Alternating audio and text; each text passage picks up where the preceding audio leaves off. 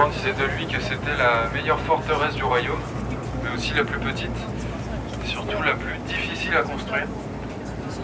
Comme on peut le voir, il a été construit sur un rocher, le rocher de Quince.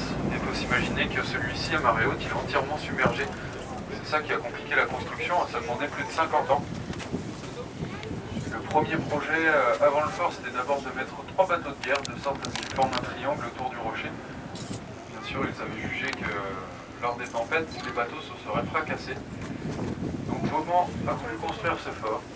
Pour qu'il soit lui-même bien solide sur ses fondations, il a voulu qu'il soit construit sur une base plane. Alors pour ça, ils ont dû tailler le rocher de Quince en lui-même. C'était le travail des forçats, des esclaves. Donc pour tailler le rocher, avec toutes sortes d'outils, ils faisaient des tranchées dans la roche, dans lesquelles ils enfonçaient des cales de bois. Avec l'humidité, les cales de bois elles gonflaient, donc les rochers ça les éclatait encore plus. Et si ça ne suffisait pas à les détacher, bien, ils rajoutaient de quoi générer une explosion. Donc à l'époque de Vauban, c'était aussi une révolution puisqu'ils n'avaient pas fait placer les canons au-dessus sur une passerelle, mais à l'intérieur, dans une salle voûtée.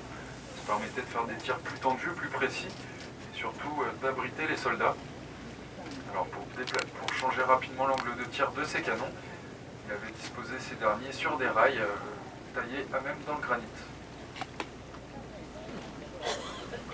Dans les années 90, il a été racheté par 21 copropriétaires qu'on appelle les compagnons de la Conchée.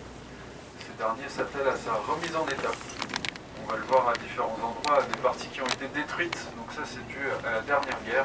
Les Allemands qui étaient disposés à Saint-Malo avaient pris ce fort comme une cible pour régler leurs tirs. Donc évidemment les travaux prennent du temps, ça demande beaucoup d'argent, car le seul accès en bateau c'est ce petit escalier là sur la gauche. Donc là la mer est calme, la manœuvre est simple, hein, mais c'est toujours un petit peu agité par ici, donc les manœuvres sont assez compliquées et le débarquement du matériel c'est quasiment impossible par cet endroit. C'est pourquoi ils ont recours à l'hélicoptère, qu'en moyenne ça coûte 50 € de la minute. Le bâtiment au-dessus du fort, c'est l'ancien quartier des officiers. Alors ça, c'est entièrement rénové. Ça permet de loger les compagnons et les artisans lors des périodes de rénovation.